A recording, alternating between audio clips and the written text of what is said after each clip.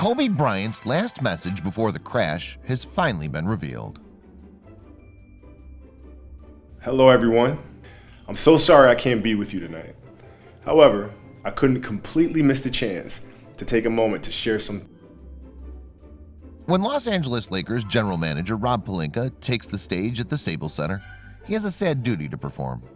He must say farewell to much-loved hoops legend Kobe Bryant, who perished some weeks earlier.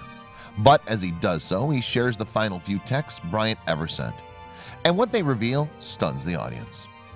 Of course, Bryant was a passenger on a Sikorsky S-76B helicopter that crashed in the hill of Calabasas, California. And alongside him was his daughter Gianna, 13. You see, the pair were taking a short trip across Los Angeles to a basketball tournament in Thousand Oaks, California. They died alongside 7 other people. Among those to lose their lives were hoops coach Christina Mauser and 3 members of the Altobelli family. Dad John coached baseball at Orange County College and was traveling with wife Carrie and daughter Alyssa. Like Gianna, Alyssa was a player at Mamba Academy, a sporting organization for youngsters set up by Bryant. Now Bryant's demise stunned the world of basketball, for he had undoubtedly been one of its all-time greatest stars. Since joining the NBA straight from high school, where he'd been a standout prospect, he starred as a shooting guard for the Lakers for his whole 20-season career as a professional.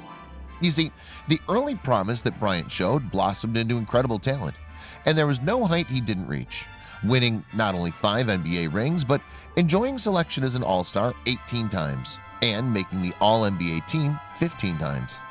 Named Most Valuable Player, MVP, for the 2008 season, he was also the Finals MVP twice.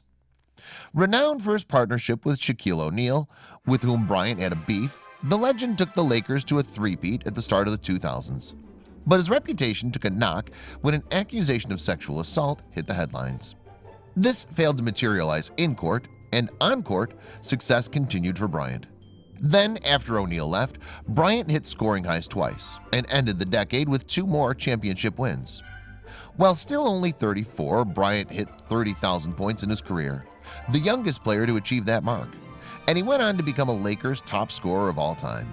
To cap his career off, he won an Oscar for a documentary about his life. So it's probably no wonder that when he dubbed himself the Black Mamba, fans followed suit. Furthermore, when Bryant retired from playing basketball in 2016, he was able to find extra time for his all-female family. Along with wife Vanessa, he had 4 daughters, and when he died, he left behind Natalia, 17, toddler Bianca, and baby Capri, who was only 7 months old. But before that tragedy, Bryant had switched his focus to acting as a role model for young girls. In 2018, he told People magazine why he'd make coaching them at basketball a priority in his life.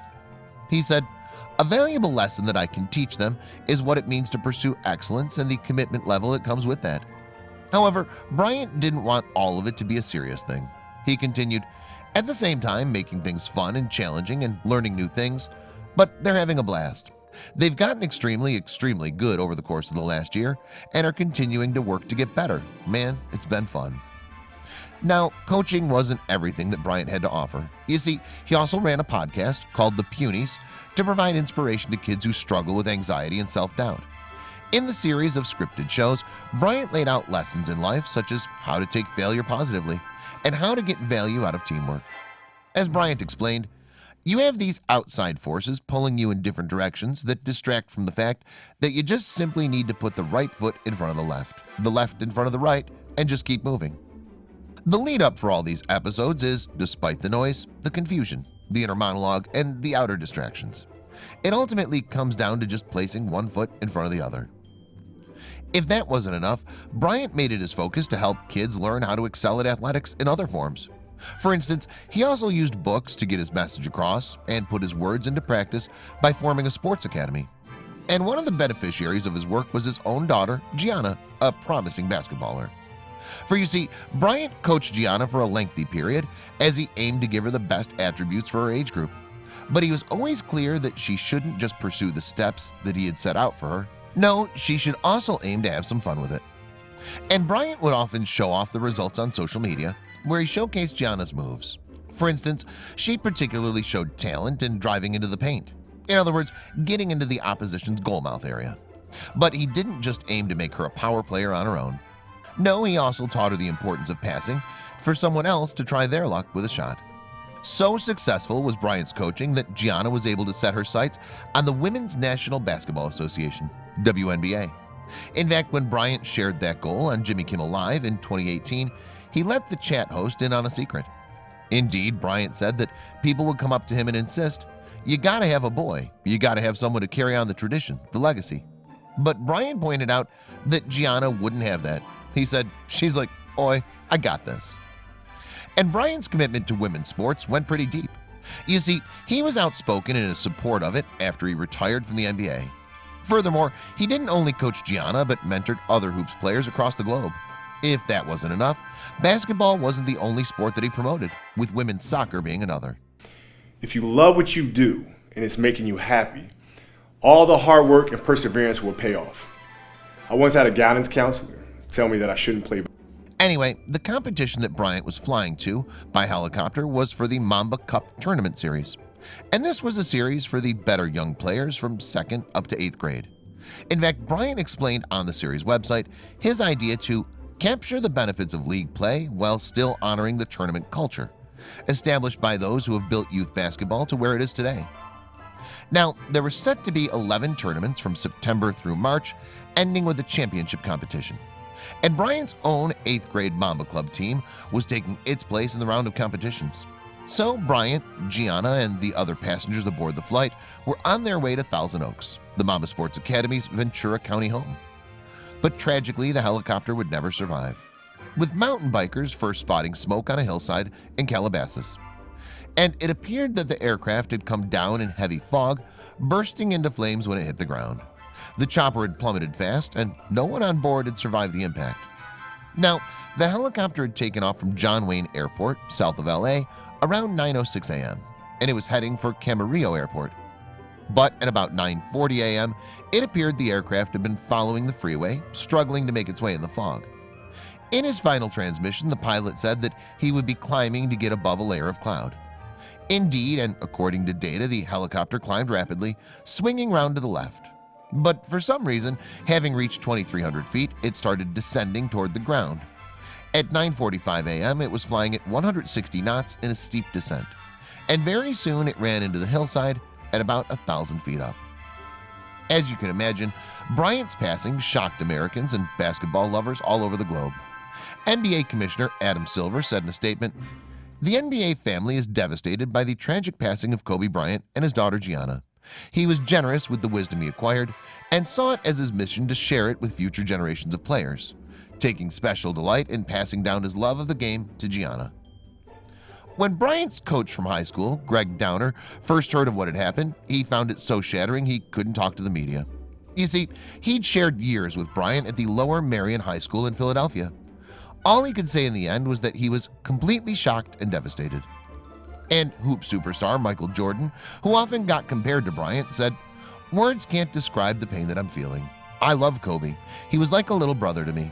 We used to talk often, and I'll miss those conversations very much. He was a fierce competitor, one of the greats of the game, and a creative force." But that's not all. Yes, former teammate and rival Shaquille O'Neal found that he had no words to express the pain. Further sentiments were shared by former star player Kareem Abdul-Jabbar in a video tribute. And another legend, LeBron James, who had chatted with Bryant on the fatal morning, wrote on social media, "I'm heartbroken and devastated. I promise you I'll continue your legacy." In fact, teams from the NBA found all sorts of weird and wonderful ways to pay tribute to Bryant during the subsequent games. For instance, some violated the 24-second clock on shots in tribute to Bryant's jersey number, while others broke the rule, allowing 8 seconds to get the ball past midcourt. Meanwhile, Dallas Mavericks head honcho Mark Cuban retired the number 24, and some players stopped wearing 24 too. However, it wasn't until a memorial service for Bryant at the Staples Center in LA that fans learned of a stunning revelation. You see, Rob Pelinka, general manager of the LA Lakers, had received text messages from the former basketball star while Bryant was en route to Thousand Oaks, and the Lakers GM was willing to share them with those at the service. Touchingly, Pelinka was left in no doubt what those messages said about Bryant.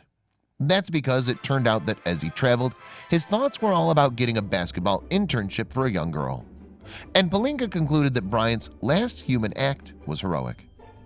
Indeed, the Hoops superstar had asked Pelinka to help sort out an internship for the girl, who apparently had shown some promise.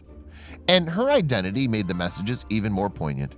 You see, the girl in question was in fact the surviving daughter of John Altobelli, who had perished with Bryant on the helicopter flight. From the start, Pelinka explained what had happened. He said that there'd been a buzz in his pocket as his phone vibrated. Since he was at church at the time, he'd normally not have looked at the message, but he explained that he experienced a gentle otherworldly nudge to read and answer it. And the Lakers GM was not surprised to see that the text was from Bryant, whom he communicated with every day.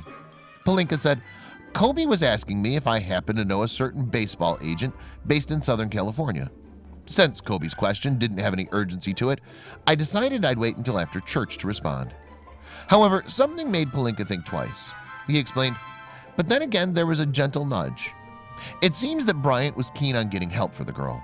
Pelinka continued, "Kobe vouched for the girl's character, intellect, and work ethic. He clearly wanted to champion a bright future for her."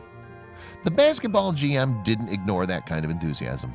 He told the memorial service, "I texted Kobe right back, but there would be no further answer." He added, "A handful of minutes later, Kobe and Gianna and 7 other beautiful souls ascended into heaven. Kobe had been texting me from the helicopter." As Pelinka continued to explain, the girl in that text was Lexi Altobelli, the surviving daughter of Coach John Altobelli, who perished in the crash. Kobe's last human act was heroic. He wanted to use his platform to bless and shape a young girl's future. Hasn't Kobe done that for all of us? Of course, Pelinka was not the only person to speak at the service. Vanessa Bryant, wife of the deceased superstar, had some words to say about her daughter Gianna. She said, "She was daddy's girl, but I know she loved her mama." Heartbreakingly, Vanessa added, "She was one of my very best friends." Explaining her feelings about the tragedy that she had endured, Vanessa added, "God knew they couldn't be on this earth without each other. He had to bring them home and have them together." And the grieving mom had some words for her husband too. She said, "Babe, you take care of our Gigi." Now that Vanessa was alone, bringing up the couple's surviving daughters, she reassured Kobe that she would look after them. And with that, she wished him farewell on their behalf with words that moved those at the memorial service. She said, "We're still the best team. We love and miss you, Boo Boo and Gigi." Recalling Bryant's character shortly after his death, ESPN SportsCenter host Elle Duncan remembered what he'd once said to her. Yes, he'd shared, "I would have 5 more girls if I could. I'm a girl dad." Duncan's tale went viral, and other dads shared their love for their daughters under the hashtag #GirlDad, a fitting epitaph for the basketball legend. Your dreams are up to you. I encourage you to always be curious, always seek out things you love, and always work hard once you. The world is filled with stories going viral every single day. But how many of these sites can you actually follow? We understand that your day should start with positive stories, stories that resonate with you. And so we started JoJo Stories. Our mission is to create meaningful stories that cover everything from animals to anthropology, history to environment and lifestyle. The kind of content you read on our site will be one you'll want to share with your family and friends. We hope you'll join our growing family and be part of our community. Welcome to JoJo Stories, jojostories.com.